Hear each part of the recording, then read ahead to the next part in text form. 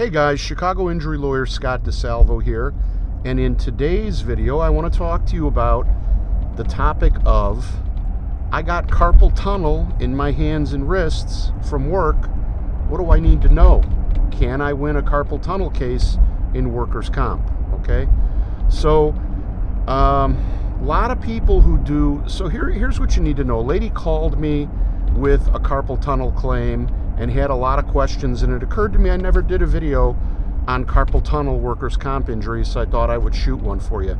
The first thing is, it's a good thing for you to know a little bit about carpal tunnel and the way doctors and the way the judges, the arbitrators over at the commission think about these cases, right, and what's going on with them. So let's first talk about the medical end of it, right? Carpal tunnel basically happens, it's considered an overuse or repetitive stress injury, and you usually get it for people who are doing the same movements over and over and over and over and over, right? So what are the two examples that immediately come to mind? It's not limited to these, but these are the most common successful carpal tunnel cases I've had in my law practice. So one is a factory worker who is like manipulating pieces or parts on an assembly line, and they're basically doing that 8 or 10 hours a day every day, the same motions, right? Or they're lifting a bag of stuff or lifting stuff off the machine every day over and over and over. That's one. Another super common one is somebody who's an office worker who literally is sitting somewhere and keyboarding all day every day, right? Repetitive motion over and over and over. I actually had a lady who was a housekeeper who literally, she was making up a massive number of rooms every day, and making the bed was causing her, some hand and wrist pain that turned out to be carpal tunnel. And so, that was a successful case. They fought it, but we won. But I would say, probably like factory workers and keyboarders, office workers who do keyboarding, but not limited to those. Those are the most common. So what you're looking for is a repetitive action. Now, the latest, some of the more latest studies on carpal tunnel for office workers is it's not actually the keyboarding that is causing the carpal tunnel. It is resting your forearms on a desk or like on the corner of a desk as you're typing nonstop, because that actually compresses the nerve that goes to your fingers, right? So that's something for you to think about as well. If you're in a different job where part of your, where your arm is being compressed while you're doing repetitive actions, that can definitely cause carpal tunnel. That's the first thing to think about. The second thing to think about is, how do they know it's carpal tunnel? Well, that's maybe not a super common question that's in your head, but it's definitely going to be in the insurance company's head and in the judge's head and in your doctor's. So, they want to rule out carpal tunnel. And what they'll usually do is they'll see if you have any neck symptoms. Because one of the main symptoms of carpal tunnel is numbness and pain in the arm and forearm and wrist and fingers, right? That's hallmark complaints of somebody with carpal tunnel.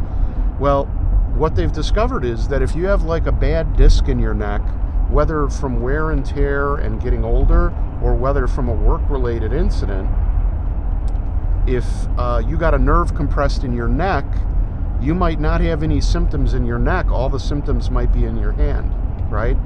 And the reason why the workers' comp insurance is super interested in finding out if it's really a neck or a shoulder injury and not carpal tunnel is if you just had a long over time, repetitive stress injury like carpal tunnel, but you didn't have a discrete accident involving your neck and shoulder, that's their ticket to being out of the case, because they'll get their doctor that they go hire in every case to say, this girl doesn't have carpal tunnel, it's a pinched nerve in their neck and it's degenerative. It's just normal wear and tear, their neck is wearing out, unrelated to any incident at work. They don't have carpal tunnel, so you can't pay them for that, and they didn't hurt their neck in some accident or injury at work, so you can't pay them for that. So that's why insurance companies are super interested in eliminating any other diagnosis because it's profitable for them. It means they beat your case and they don't have to pay for anything. It's also good for you to know that, like if you're treating with your own doctor, I think it's really important in a carpal tunnel case, in most situations, to treat with your own doctor, or a doctor who will have your back instead of the company doctor. Because in carpal tunnel cases, it seems like a lot of times these guys, their whole goal is to position everything to figure out a way to say it's not related, or it's not what you think it is, or it's not compensable under the Workers' Comp Act, rather than trying to fix you. That's why, you need to treat with a doctor who is on top of it. I guess last thing I want to say about carpal tunnel is sometimes it gets better with rest, or they'll give you a wrist brace, therapy, other treatments, and it gets better, or it improves enough so that it's not a major issue. One of the things that they'll do is they'll do an evaluation of your workstation or what you're doing that may be causing the problem. And if they take away the thing that is causing the problem, that can often help your symptoms improve. But many, many, many people with that nerve compression over years and years and months and thousands or tens of thousands of repetitions of the exact same thing, the damage is done and they have to do what is called a nerve release. Now there's other things that they can do surgically, and a nerve release is a surgery that they do for carpal tunnel, and they're always trying to come up with better things. But the carpal tunnel means it's a serious case. Anytime somebody's doing a surgery on you, or potentially might be doing a surgery on you, it's a serious case. And as we've discussed, like as you can see from the things I've already explained, insurance companies don't like to pay on these cases, and they will fabricate a defense, send you to doctors, figure out a defense to the case, and the medical gets a little complicated, and the proving liability gets a little complicated. Because unlike in most workers' comp cases, like you're carrying some boxes and you've been carrying boxes all day and you feel like a tear or a pinch in your back, that's all it takes. Or you're at work and you fall. Everybody understands that. But with carpal tunnel, we have to establish the repetitive nature of the work, and that requires specific testimony from you. But more important than that, it requires a lawyer who knows what questions to ask and what evidence we need to prove a carpal tunnel case. So I would say of any workers' comp case ever, carpal tunnel cases have to go to the head of the list on as far as cases that you shouldn't try and do yourself. So if you've got an injury like that, or something like that is going on with you, I would strongly encourage you to talk to a lawyer and hire a lawyer, because otherwise these insurance companies, they're going to scam you. They're going to send you to a doctor who's going to say it's not carpal tunnel. They're going to send you to a doctor saying it's not a wrist or forearm problem. It's a problem that begins in the neck or in the shoulder, and it's a pinched nerve, and the pinched nerve isn't pinched from any work duty, and therefore they don't have to pay anything, right? You need somebody on your side.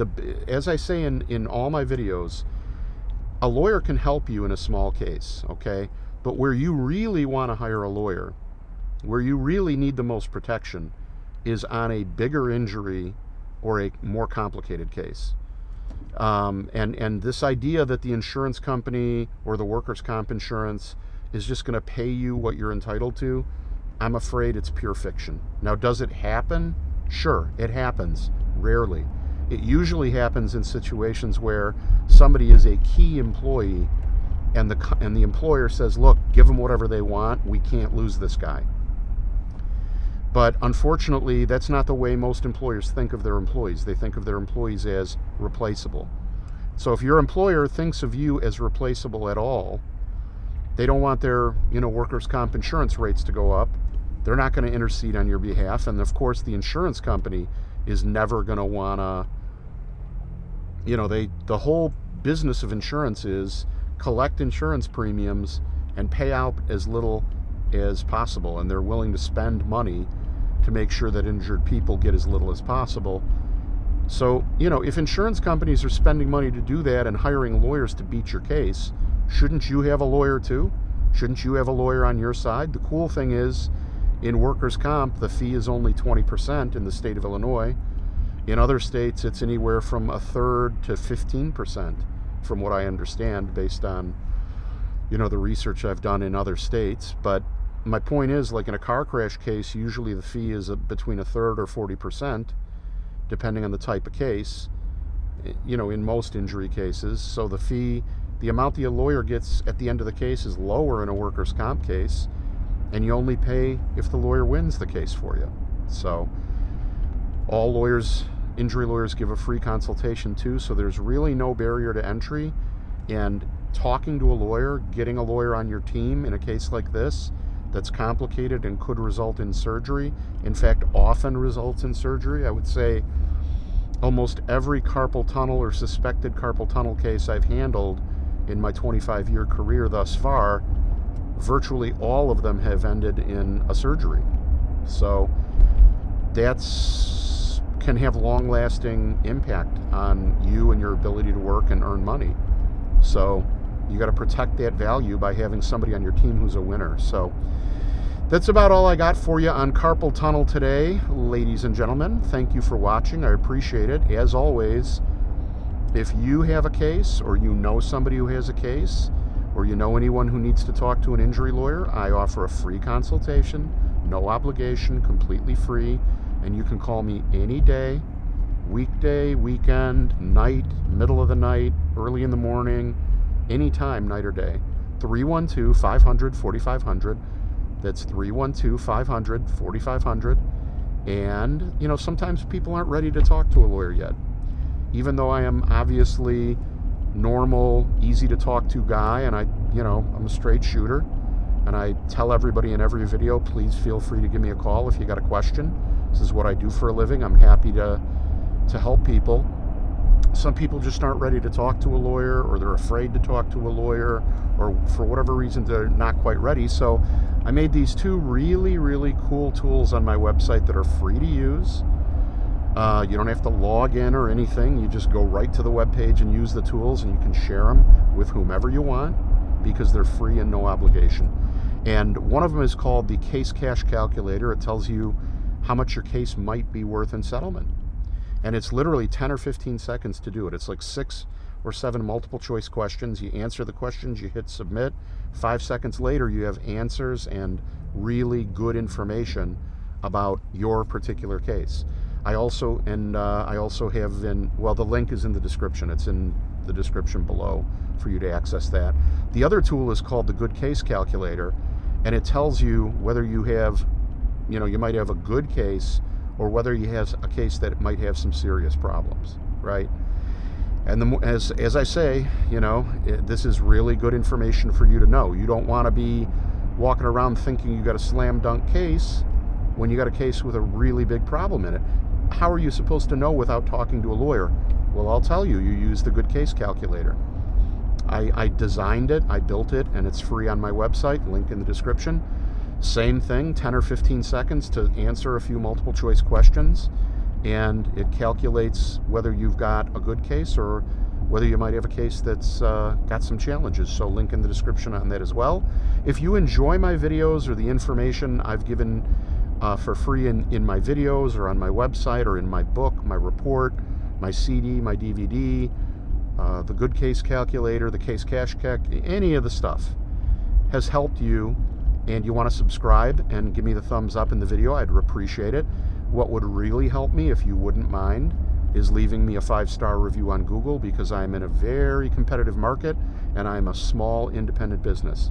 I've been offered partnerships at big firms twice just this year within the last 12 months, and I'm just not interested. I like being small, I like being agile, I like being able to talk to clients, I like being able to help people, and I like being able to take cases based on my relationship with the client and the help they need, versus every decision being economic and then being divorced from the people I represent, where I'm being kept busy doing litigation on cases that my partners think I should work on, which is, it's an economic decision, I get it, but I'd rather be my own man. And that means I can shoot videos for you guys, I can help you guys, I can talk to you on the phone. I can help you on your case, whether it's a big one or a small one, right?